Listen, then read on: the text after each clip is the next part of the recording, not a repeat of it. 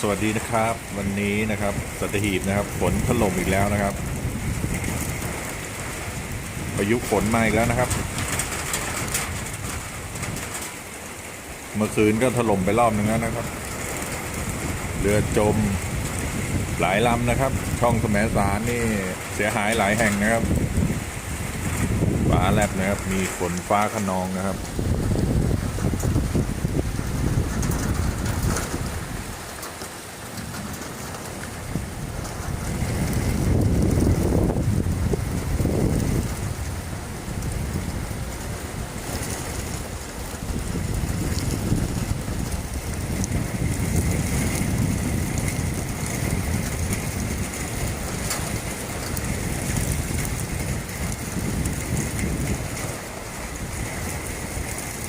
เมื่อคืนก็ฟ้าแรงมากนะครับ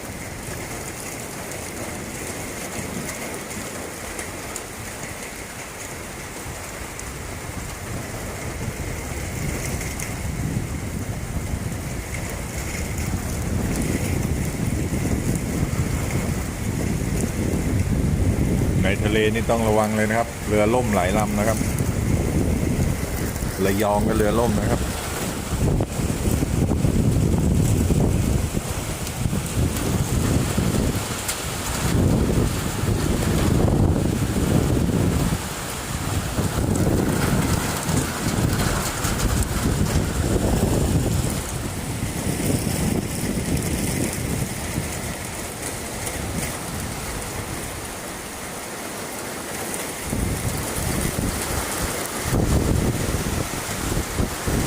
ลมแรงนะครับลมแรง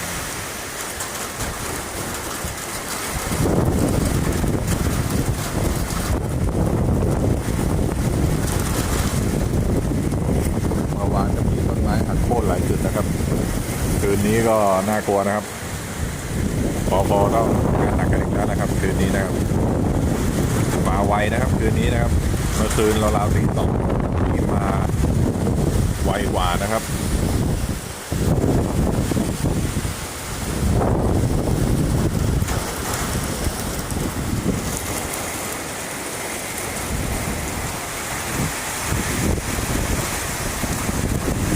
ลมนะครับลมนะครับลมมาอีกแล้วนะครับ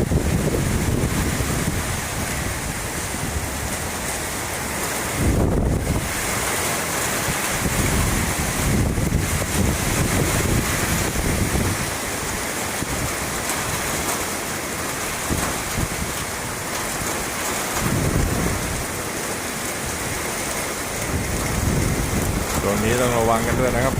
ฟ้าแรงนะครับ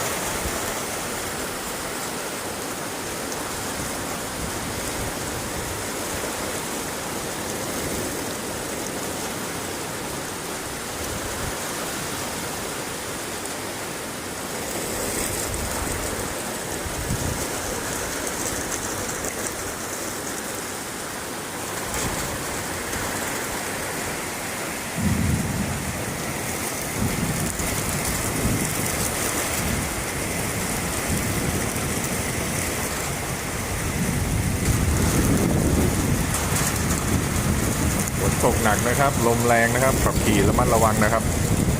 รถที่จอดอยู่โคนต้นไม้นะครับควรจะเลื่อนออกไปนะครับไม่ควรขับขี่นะครับบนต้นไม้ใต้ต้นไม้นะครับมันถ้าว่าเจอไปจอดใต้ต้นไม้ครับบางทีต้นไม้หักโค่นล้มใส่รถนะครับ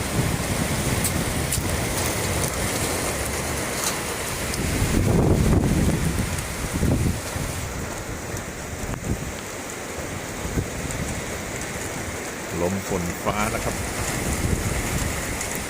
อย่างแรงนะครับอย่างแรงอีกแล้วน้ำยังไม่ท่วมนะครับปริมาณเม็ดฝนน้อยกว่าเมื่อวานนะครับเมื่อวานเม็ดฝนมากกว่านะครับน้ำฝนมากกว่านะครับ